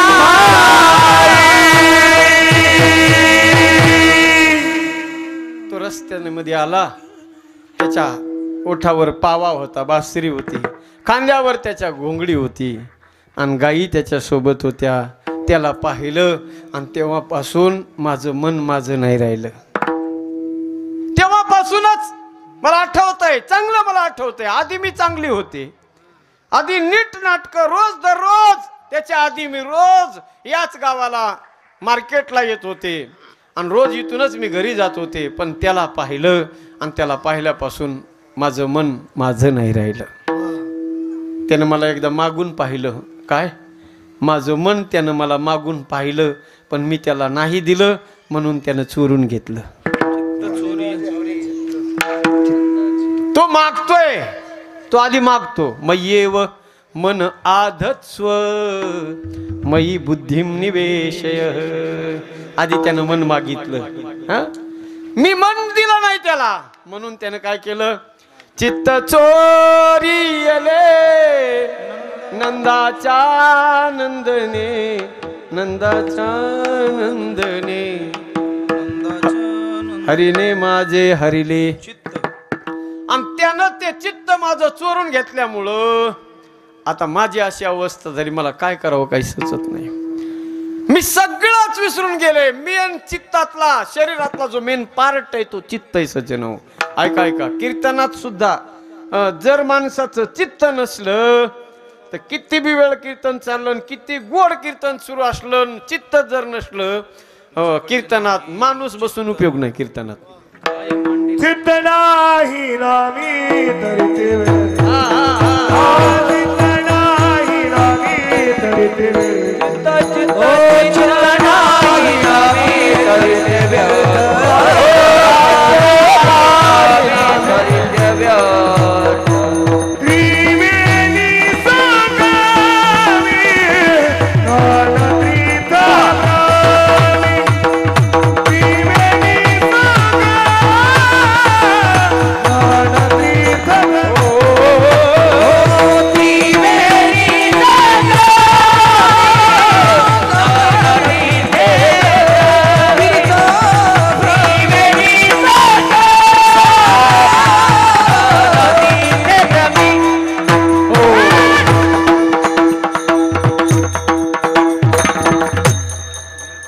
संगमी नाना तीर्थे भ्रमी, चित्त नाही नामी तरी ते व्यर्थ. चित्त चित्त जर जवळ नसलं तर जवळी नाही चित्त. काय मांडले से कीर्तनात मी जरी बसलो, गायक मोठे भारी आलेत, वाजवणारे बी चांगले आहेत, साऊंड सिस्टम बी गोड आहे, कीर्तन बी चांगलं जोरात चालू आहे, पण चित्त जवळ नाही. चित्त कुठं आहे? 2-4 घरं सोडून पलीकडे तिकडे स्वयंपाक चालू, तिथं चित्त आहे. हा बुंदीकडे चित्त आहे. मग कसं काय लक्ष राहील सांगा? चित्त आहे ना, एक चित्त, एक रूप फार महत्वाचे. परमार्थात चित्त फार महत्वाचं आहे. शरीरात पित्त, संसारात वित्त आणि परमार्थात चित्त. झाले एक चित्त तरी बहुत.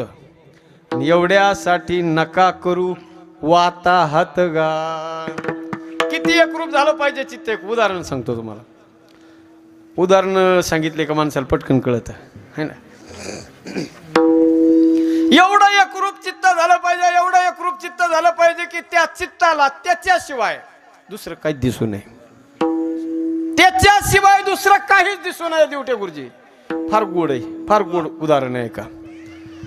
एक तरुण पोरगी, लग्नाला आलेली, उपवर झालेली मुलगी, आणि आपल्या प्रियकराला भेटण्यासाठी इतकी बेताब झाली, इतकी लालायित झाली, इतकी उत्कंठा तिच्या अंतःकरणात निर्माण झाली. वेळ दिला होता तिने तिच्या प्रियकराला, मित्राला भेटायचा, ज्याच्यावरती प्रेम करत होती, ज्याला तिनं आपलं मन देऊन टाकलं होतं आणि ज्याच्याशी ती आता एकरूप होणार होती, ती मुलगी त्या मित्राला भेटण्यासाठी निघाली. पळायला लागली, उशीर होईल म्हणून पळायला लागली. आणि पळत असताना पळता पळता मध्येच एक वटा लागला, वटा बनवलेला वटा. तो वटा होता मस्जिदीचा. आणि त्या मस्जिदीच्या वट्यावर बाहेर पटांगणामध्ये चादर टाकून, अशी लांब हातरली चादर, आणि त्या चादरवरती बसून तिथं नमाज अदा करीत होता फादर. त्या चादरवर फादर नव्हता, तो काय म्हणते त्याला, त्यांचा मौलवी. त्यांचा मौलवी हा तो मौलवी सज्जन हो त्यांचा त्याच्यावरती नमाज अदा करत होता.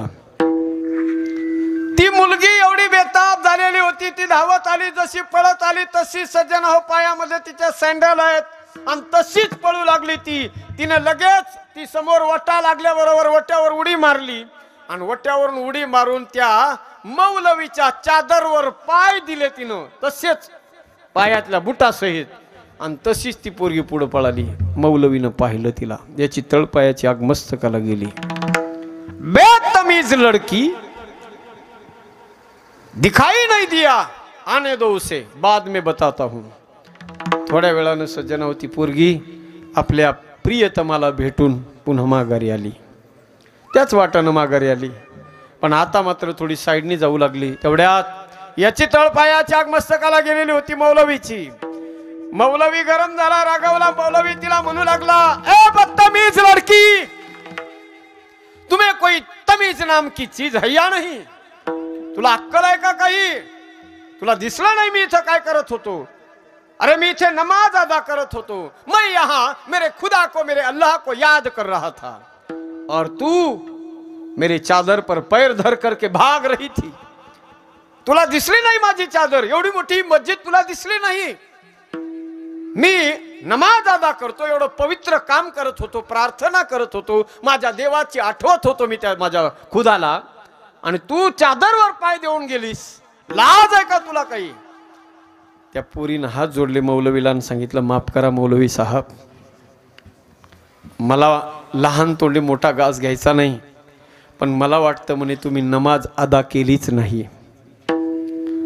तुम्ही नमाज अदा केलीच नाही मौलवी साहब.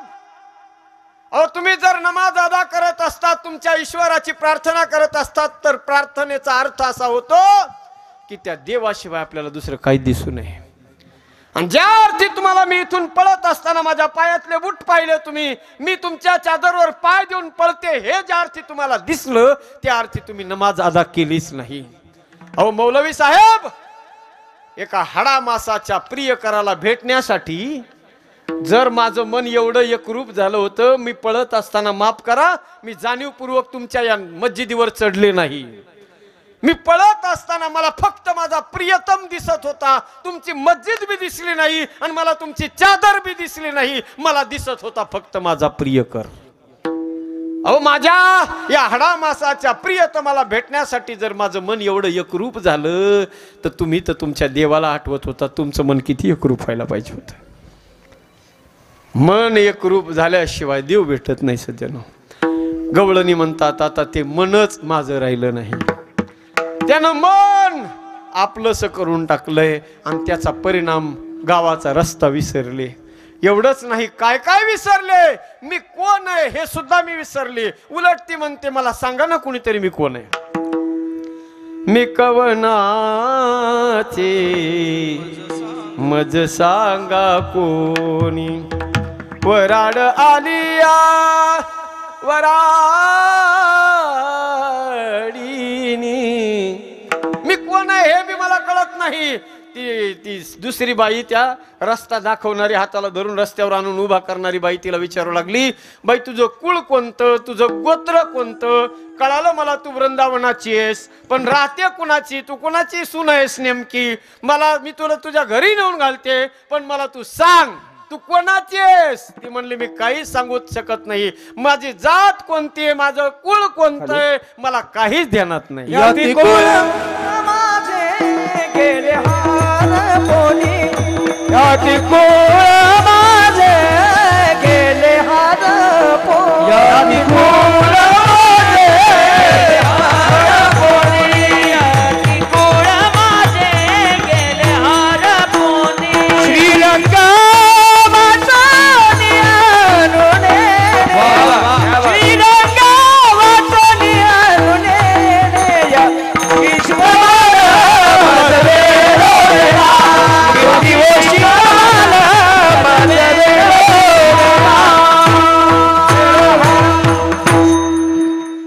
याती कुळ माझे गेले हार पोनी, श्रीरंग वाचोनी अनुने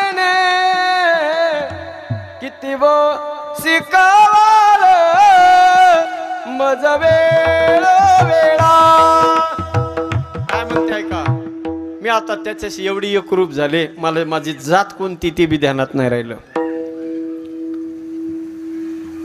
जाती पाती पूछे नहीं कोई, हरी को भजे सो हरी का होई. देवाचं जे भजन करतात ती देवाची माणसं आहेत, त्यांची वेगळी जात नसते, लक्षात घ्या. आम्हा वैष्णवांची जाती, ज्याच्या गळ्यात माळ आहे, ज्याच्या कपाळाला टिळा आहे, जो आळंदी पंढरीचा वारकरी आहे, तुम्ही जर त्याला विचारलं तुमची जात कोणती तर त्याने फक्त एकच सांगायचं, आम्ही वैष्णव आहोत. वैष्णव एवढीच आमची जात आहे, बाकी आम्हाला जात नाही. कारण आज जाती जाती तितकं विष पेरल्या चाललेलं आहे. सज्जन हो, माणसं माणसात राहिली नाही. प्रेमानं सगळ्यांनी एक दुसऱ्यासोबत राहायचंय आणि हेच खरं जीवनाचं कल्याण आहे.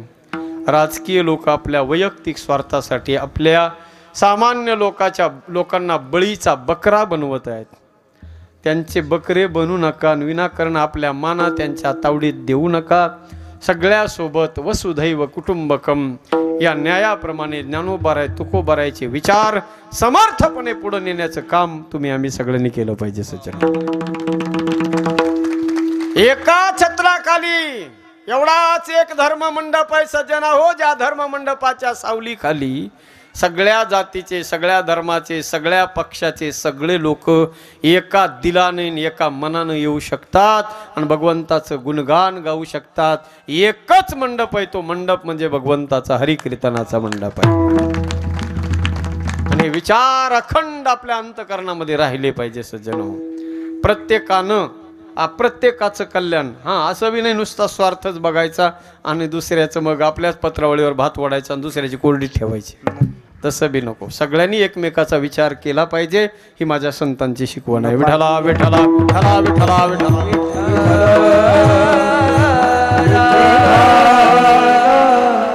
माफी मागून बोलतो सज्जन हो, ज्या वेळेला आम्ही आळंदीमध्ये सगळं शिक्षण घेत होतो, मधुकरी मागून आणायचो. एका गावाची मधुकरी असायची, 50 घराची मधुकरी. 50 घराची मधुकरी एकत्रित आलेली असायची. कुणाच्या भाकरी ज्वारीच्या, कुणाच्या बाजरीच्या, कुणाच्या चपात्या, कुणाचं काय तर कुणाचं काय, सगळ्याची मधुकरी एकत्रित यायची. एका वाड्यामध्ये, एका धर्मशाळेमध्ये ती वाटायला असायची. मग त्या मधुकरीचे वाटे पडायचे. जेवढे कस्टमर आहेत 8, 10, 15 तेवढे वाटे त्याचे पडायचे. 2-2.5 भाकरी सगळ्यांना मिळायच्या आणि त्या प्रत्येकानं वाटे अगोदर वाटून घ्यायचे व्यवस्थित. वाटायला एक माणूस स्पेशल धर्मशाळेमध्ये. आणि मग सगळ्याचे वाटे वाटून झाले की आम्ही सगळेजण मित्रमंडळी जेवढे एका धर्मशाळेत राहायचो, सगळे आम्ही एका ताटात जेवायचो आणि एका ताटात खायचो. आजही खातो. त्यावेळेलाही आमच्या मनामध्ये कधी जातीनं स्पर्श केला नाही, आजही केला नाही, भविष्यातही वारकऱ्याच्या मनात कधी हा संशय निर्माण होणार नाही. आणि जाहीरपणे आज सांगतो सज्जना हो, वारकरी असून, वैष्णव असून, माळकरी म्हणून घेऊन जर तुमच्या मनामध्ये जात असेल तर तुम्ही सोडून द्या. वारकरी म्हणून घेणं अधिकार नाही त्या माणसाला सज्जन हो वारकरी म्हणून घेण्याचा. विठ्ठला विठ्ठला विठ्ठला विठ्ठला विठ्ठला विठ्ठला.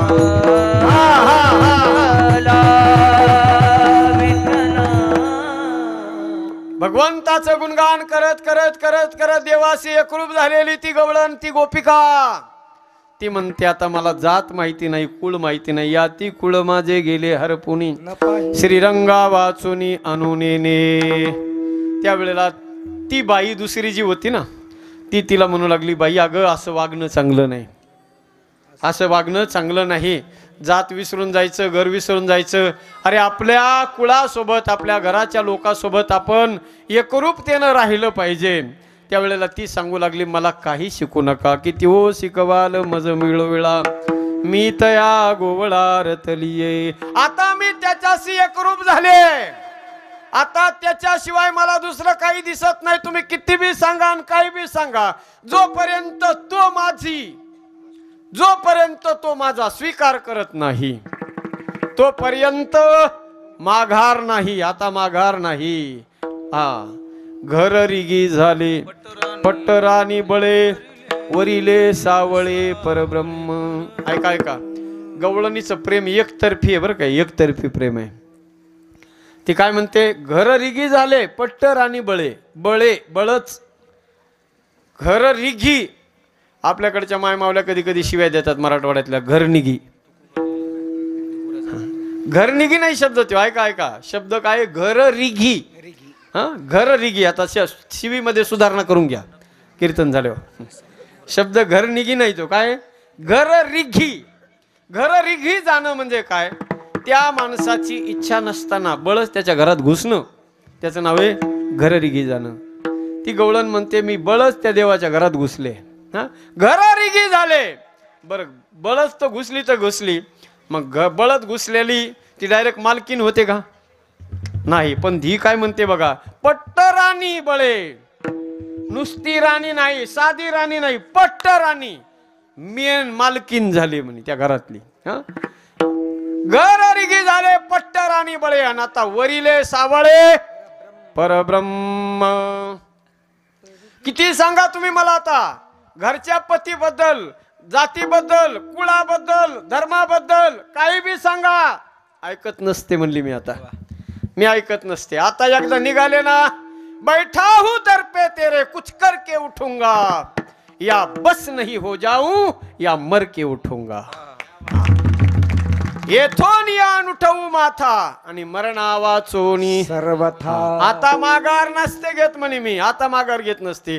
तुम्ही मला शिकवण्याच्या आणि समजावण्याच्या भानगडीत पडू नका. या व्यवहारातली एखादी मुलगी आपण बघतो व्यवहारात कधी कधी उदाहरणं, एखाद्या पोरीचं कॉलेजच्या शाळेच्या त्याच्या त्या मित्रासोबत प्रेम जुळतं आणि प्रेम एवढं त्यांचं टोकाला जातं, एवढं टोकाला जातं की ती पोरगी तिला सगळे घरातले माणसं समजवतात, बाई असं नको करू, चांगलं नको. गावातल्या बाया म्हणतात अगं बापाचं नाक कापल्या जाईल, असं वागू नको, चांगलं नाही, ते तुझ्यासाठी चांगलं नाही, बापासाठी नाही, घरासाठी नाही, गावासाठी नाही, वागू नको तू असं. अख्खं गाव सांगते. ती म्हणती काही बी सांगा, मी नसते ऐकत. शेवटी तिचा बाप सांगतो, पुरी हे लेकी तळ हाताच्या फोडाप्रमाणे सांभाळलंय ग मी तुला. अगं कधी कधी अंगावर मी चांगली बनेन नाही घातली तुझ्यासाठी, तुझ्या कल्याणासाठी, तुझं चांगलं व्हावं याच्यासाठी लोकांच्या शेतात राबलो ग पोरी. सोयऱ्या धायऱ्याच्या उंबऱ्यात झिजवले पोरी तुझ्यासाठी, पायाला नख नाही राहिलं पोरी तुझ्यासाठी, आयुष्यात कधी डोळ्यात पाणी नाही आलं पोरी तुझ्यासाठी, सगळं डोळ्यातलं पाणी गटगट गिळून घेतलं पोरी. पण नको ग, असं करू नको. ऐक, एकदा ऐक फक्त माझं, तू आयुष्यभर तळ हातातल्या फोडाप्रमाणे सांभाळलं ग पुरी तुला. बाप विनंती करतो, प्रकरण पाहिलेत आपण, पायावर लोटांगण घालायचा राहतो बाप त्या पोरीच्या सज्जन हो. पण पोरगी एवढ्या हाय लेवलला गेलेली असते, हाय टोकाला गेलेली असते. शेवटी बापाला म्हणावं लागते, पोरी ऐक ग, एकदा तरी ऐक. पोरगी म्हणते, बाबा तू मला सोडू शकते पण मी त्याला नाही सोडू शकत. निर्णय पक्का होऊन जातो सज्जना होऊन. शेवटी ती पोरगी नाही ऐकतो कोणाचं. त्या कोर्टात जाऊन मॅरेज करते ती पोरगी त्या पोरासोबत, महिनाभर राहते आणि महिनाभर हवा खाल्ली का पुन्हा मग बाप आठवतो तिला. आता काय उपयोग आहे. चिडिया चुक गई खेत, वेळ निघून गेल्यावर उपयोग होत नसतो सज्जना हो. म्हणून जोपर्यंत आपल्या जीवात जीव आहे तोपर्यंत, ज्या बापानं आपल्यासाठी हाडाची काढ रक्ताचं पाणी केलंय, ज्या बापानं उभं आयुष्य आपल्यासाठी जाळलंय ना, त्या बापाची ताडासारखी मान आपल्यामुळं कधी त्याला खाली झुकावं लागेल असं जीवनात कधी वागलं नाही पाहिजे सज्जन. बाप हा वडासारखा आधार वड आहे, त्यानं काय नसतं केलेलं आपल्यासाठी. म्हणून ऐका सज्जन, किती व्यवहारामध्ये समजावण्याचा प्रयत्न करतात, कशासाठी, हाडामासाच्या शरीराच्या या चंद लालसे पोटी पोरी सज्जन हो बापाला, घराला, माहेराला सोडून जातात. आता ही पोरगी गेलीये पण कोणासाठी गेली, घरदार सोडलंय पण कोणासाठी, देवासाठी सोडलंय. ती म्हणू लागली, अगं नवऱ्याची तरी विचार कर, घराचा तरी विचार कर, परिवाराचा विचार कर. ती सांगते, हा परिवार माझा नाही, जननी जनक बंधू सुतदारा तनु भवन सुहृद परिवार, हे माझं काहीच नाही म्हणे. आणि ज्या नवऱ्याबद्दल तुम्ही सांगतात ना, तुम्ही मला सांगतात, समजावण्याचा प्रयत्न करतात, तुम्ही कोण ग्वाही देऊ शकता का, गॅरंटी घेऊ शकता का सांगा की ज्या नवऱ्याला मी माझा समजते तो नवरा माझ्यासोबत कायमस्वरूपी राहील याची गॅरंटी कोण देऊ शकतं बोला? मला नाही देऊ शकत, कुणीच नाही देऊ शकत. हाडामासाच्या शरीराच्या पतीची गॅरंटी नाही. म्हणून मीरानं सांगितलं लग्न का करत नाही? ऐसे बर को मैं क्या बरू जो आज जिये कल मर जाए, बर बरिये श्री गोपाल जी मेरो चुडलो अमर हो जाए. राजस्थानमध्ये मागच्या वर्षी एका पोरीनं, तरुण पोरीनं, एज्युकेटेड पोरगी सज्जन हो, त्या पोरीनं लग्न केलं. कोणासोबत केलं? माणसासोबत नाही, देवासोबत लग्न केलं. भगवान कृष्ण परमात्म्याची बिहारीजीची मूर्ती तिनं सज्जन हो वृंदावनात नेली आणि वृंदावनातून मूर्ती नेऊन गावाकडे गेली. आपण जसं लग्न करतो ना धूमधडाक्यात, त्या पोरीनं कृष्ण परमात्म्यासोबतच लग्न लावलं सज्जन हो. आजपासून मेरे तो गिरधर गोपाल दुसरो नकोय. आजपासून तोच माझा सर्वस्व असं समजलं. एकदा तो भेटला की मग जगातले सगळे नाते संपून जातात सज्जन हो. हे जरा बारकाईनं विचार करण्याची गोष्ट आहे. तो एकदा भेटला की सगळं संपलं, पुन्हा नातेच राहत नाही, शिल्लक नातेच राहत नाहीत. एकदा तो भेटला कशाचा? आत्म्याचा पती. आत्म्याचा मालक आहे देव आणि शरीराचे मालक म्हणजे आपले व्यवहारातले पती आहेत. आत्म्याचा पती भेटला की शरीराच्या पतीचं महत्व कसं राहत नाही. एक उदाहरण सांगतो आणि आता कीर्तन आवर्त घेतो. जमन ना? घ्यावं लागते लगेच. उदाहरणाला परवानगी आहे का नाही ते बी सांगा पुढं. हां, पण उदाहरणाचं चार्ज तुमच्याकडून घेणार मी आता. हां, घ्यावं लागते म्हणलं, मला बी घ्यावं लागते तुमच्याकडून. हां, विठ्ठला विठ्ठला काय सांगत होतो मी? काय सांगत होतो? लक्ष देऊ नये का? एकदा का आत्म्याचा पती भेटला, आत्म्याचा पती परमेश्वर, मग शरीराच्या पतीचं मोल राहत नाही. दोघं नवरा बायको होते, दोघांचं एकमेकावर नितांत प्रेम होतं. दोघं एकमेकाशिवाय राहू शकत नव्हते. नवऱ्याला ड्युटीला जायचे 2 वर्ष. 2 वर्षासाठी नवरा दुसऱ्या देशाला जाणार आहे. पत्नी पतिव्रत आहे. उद्या नवरा जाणार म्हणून आदल्या दिवशी बायको नवऱ्याला हात जोडून म्हणू लागली, मालक तुम्ही उद्या मला सोडून जाणार आहेत. तुम्ही जेवले का नाही, तुमचं स्नान झालं का नाही हे मला कसं कळन? तुमच्या आधी मी जेवण करून बसले तर माझं पातिव्रत्य नष्ट होईल. मी दर्शन कोणाचं घेणार? मी पूजा रोज कोणाची करणार? पती परमेश्वर म्हणून मी रोज तुमची पूजा करते. तुम्ही 2 वर्ष मला सोडून गेल्यानंतर मला कसं कळणार हे सगळं? नवरा म्हणला चिंता करू नको. सेलूला गेला नवऱ्यानं. आदल्या रात्री लाकडाचा एक पुतळा तयार करून आणला स्वतःच्या शरीराच्या आकाराचा आणि बायकोच्या हातात दिला. आजपासून या पुतळ्याची नवरा म्हणूनच, पती म्हणूनच, पती समजूनच तू काय करायची? सेवा करायची. किती दिवस? मी येईपर्यंत. 2 वर्ष त्या पतिव्रता स्त्रीनं नवऱ्याच्या आज्ञेचं पालन केलं आणि लाकडाच्या पुतळ्याची, त्या मूर्तीची पूजा करू लागली. 2 वर्षाचा काळ संपला. दिवटे गुरुजीं विदेशाला गेलेला नवरा पुन्हा दारात येऊन उभा राहिला. सकाळची वेळ होती, बाई पूजा करत होती त्या मूर्तीची, नवऱ्याची. आणि 2 वर्षानं गेलेला तो पती दारात येऊन उभा राहिलाय. घराचा दरवाजा आतून बंद आहे. ही पूजा करीत बसली. त्यानं दरवाजा वाजवला. त्यानं सांगितलं, अरे दार उघड, मी आलोय. ही आतमध्ये पूजा करत बसलेली आहे. हो, मग आता हिनं काय केलं पाहिजे? मी तुम्हाला विचारतो, सांगा. हो सर, मालक काय करायचं तिने? तुमचं लक्षच नाही हो, बुंदीवरच लक्ष आहे तुमचं फक्त. हां, सांगा मला ते उत्तर तुम्ही द्या, तरच कीर्तन पुढं, नाही तर थांबलं इथंच. तुम्ही तर वाटच बघून थांबायची, केव्हा थांबत आहे ते. हां, ऐका विनोदात गोड माणसं आहे ते, ऐकत येत लक्ष देऊन. पुढे येऊन बस जा ना राव. हां हां, ऐका. त्या बाईनं काय केलं पाहिजे सांगा? माणसाने 1 जणांनी कुणी बी सांगा आणि महिला मंडळींनी 1 जणांनी कुणी सांगा.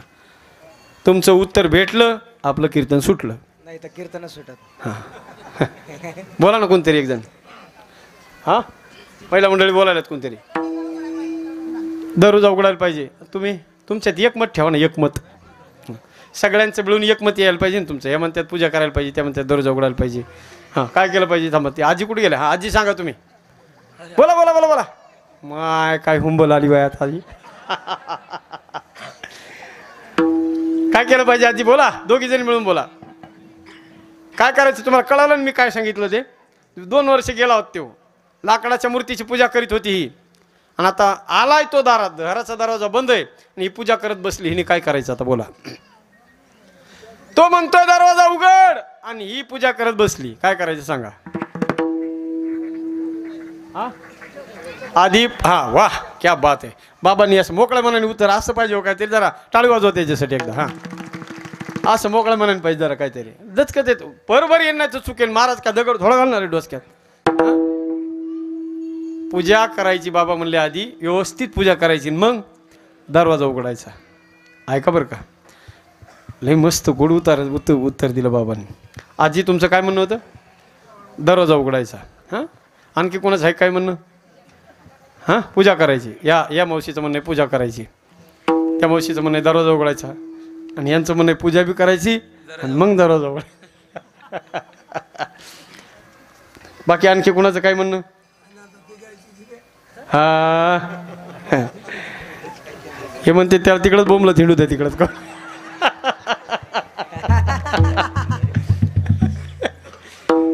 विनोदाचा भाग सोडा.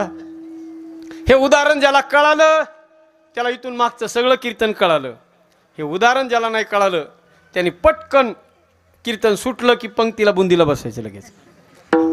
ऐका लक्ष देऊन. नवरा गेलेला आहे 2 वर्षासाठी. बायको पूजा करत बसलेले. दारात येऊन उभा राहिला. दरवाजा वाजवतोय. मला आतमध्ये घे, मी आलोय, आता मला मध्ये येऊ दे. तो म्हणतोय. तिनं काय केलं पाहिजे? अनेकांनी अनेक प्रकारचे उत्तरं दिले. ऐका, ती बाई पूजा करत बसली होती. आता त्या बाईनं काय करावं सांगतो मी. सांगतो ऐका बरं का. सांगू ना? धाकच आहे तुमचं एक. ऐका, त्या बाईनं ती जी पूजा चालू होती ना तिची लाकडाच्या पुतळ्याची. लाकडाचा पुतळा कोणाचा आहे हो? बोला ना. नवऱ्याचा आहे. ती लाकडाच्या पुतळ्याची पूजा करत बसली होती. खरा नवरा दारात येऊन उभा राहिलाय. तो दरवाजा वाजवतोय. तो म्हणतोय मी आलोय, आता मला येऊ दे मध्ये. तिने आता ती पूजा अर्धवट राहिली तरी तिला पाप लागणार नाही. तिने ती मूर्ती तो पुतळा घ्यावा, फेकून द्यावा. पुतळ्याचं काम संपलंय. का? कारण 2 वर्षानं गेलेला आता खरा नवरा तो दारात येऊन उभा राहिलाय. तिनं आता घराचं दार उघडावं, चौरंग मांडावा समोर, त्याच्यावर नवऱ्याला उभं करावं, त्याचे पाय धुवावेत आणि त्याची पूजा करावी. खोटा संपला, खरा आलाय. खरा भेटला, खोट्याचं महत्त्व संपलं. मूर्ती म्हणजे खोटीच ना, पुतळा खोटा आहे. आपण हे मूर्त्याची पूजा करतो, देवाची पूजा मूर्तीची करतो. कवर करायची ती? तो भेटूस तर, खरा भेटूस तर. ज्या दिवशी खरा भेटला ना त्या दिवशी त्याने पूजा केली काय? पूजा ध्यान जप त्यासी नाही. जे जे दृष्टी दिशेत ते हरिरूपण पूजा ध्यान त्यासी. काहीच करायची गरज नाही त्याने पुन्हा सज्जन. तो एकदा भेटला, खरा भेटला. गवळणी म्हणतात, ती गवळण म्हणते मला तू भेटलाय ना आता. ह्याचं पुतळ्याचं काय काम आहे? हे संसारातले हाडामासाचे नवरे म्हणजे कसे आहेत? लाकडाचे पुतळे आहेत. हे टिकाऊ नाहीत. आत्म्याचा पती खरा आहे. तो भेटल्यामुळे आता मी त्याला सोडू शकत नाही. तुम्ही किती बी सांगा, किती वो शिकवाल माझा वेळोवेळा, मी तया गोवळा रतलिये. बाई ऐक ना, अगं संसारातले सगळे भोग अष्टभोग तुझ्या पायावर टाकतो. ऐक, नको सोडू त्या संसाराला. ती म्हणते नको. अष्टभोग भोगणे माते नाही चाड, आणि भक्ती प्रेम गोडली लगे माये. भक्तीशिवाय त्या देवाच्या प्रेमाशिवाय मला दुसरं काही गोड लागत नाही. अष्टभोग नको. भोग तुका म्हणे भोग भोग नव्हे तो भवरोग. हा हे मला काही सांगू नका. आणि हो ऐका, मला किती बी तुम्ही त्याच्यापासून वेगळं करण्याचा प्रयत्न करा, आता तुम्ही वेगळं करू शकत नाही. बाप रखुमा देवी वरू जीविता जीवाला. बाप रखुमा देवी वरू जीविता जीवाला. वाह वाह बबन महाराज. हा हा क्या बात है. वरू जीविता जीवाला. बाप रखुमा देवी वरू जीविता जीवाला. बाप रखुमा देवी वरू जीविता. क्या बात है. आवाज वाढव, आवाज वाढव. बाप रखुमा देवी वरू जीविता जीवाला. रखुमा देवी वरू जीविता जीवाला. बाप रखुमा देवी वरू जीविता जीवाला. काही केल्या वेगळा नो एके माये. वाह वाह फाटे महाराज. काही केल्या वेगळा नो एके माये.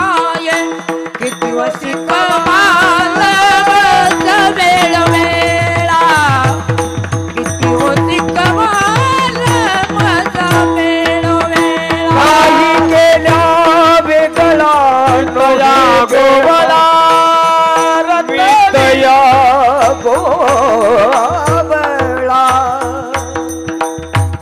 नितया हरी बोल. नितया नितया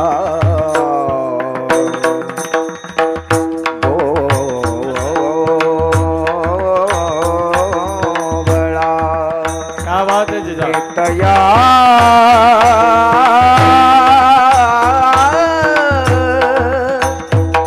नितया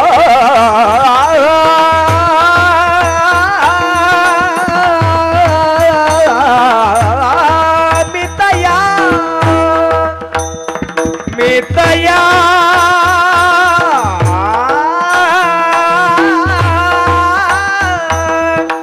मितया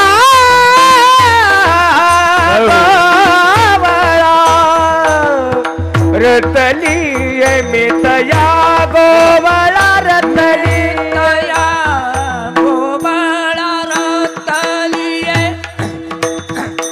रतली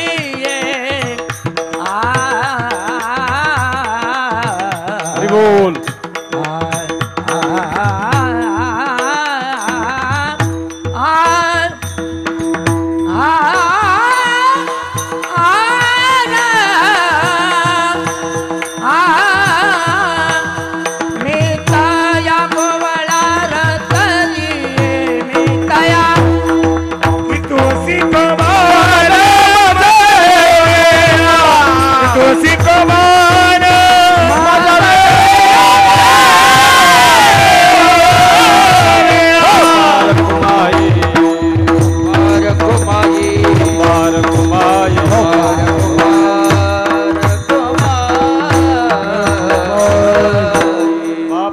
देवीवर जिवेचा जिवाळा मी तया काही केल्या वेगळा नोहे गे माये किती ओसी कवाल मज वेळोवेळा मी तया गोवळा रतलिये.